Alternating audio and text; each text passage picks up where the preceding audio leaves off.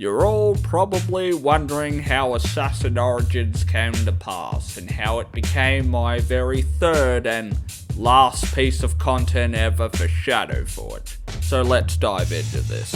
As a 4K high dynamic range film, the project's size on this scale was absolutely massive and presented several challenges when I was doing the final rendering and the editing beforehand.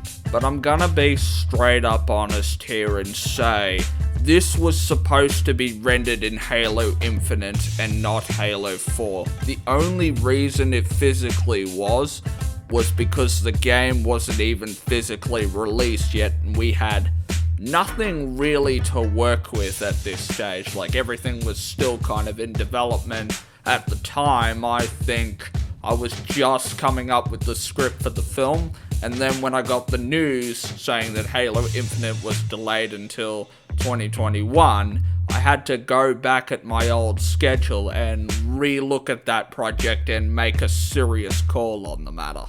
This was the actions and the reason behind Assassin Origins development, and the only reason it got the green light was because Halo 4 was already installed on both my Windows 10 machine and both the Xbox Series X and was more ready to go in a sense, so it was a hell of a lot easier to do than using a game that was practically unfinished. One of the other challenges I faced was rendering the film in 4K HDR because I had a lot of issues with playback. It froze a lot during different segments, which I have corrected using a very special super sampling mode that allows it to play back in 4K, but keep itself perfectly intact and running at a nice rock solid 60. And I was able to get a 4K film that ran for an hour that was originally 60 gigabytes in size and compressed it down to 15 gigabytes. That alone is one of the most impressive things I think I have done on ShadowForge Gaming up to date.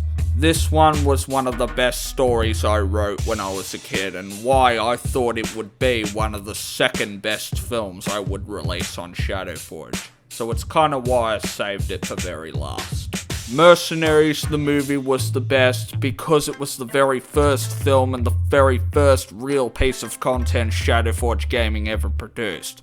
This being in 4K HDR, ShadowForge has come a long way since it started.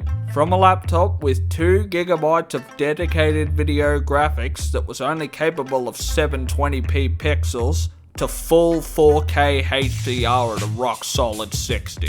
All of that in just 4 years alone.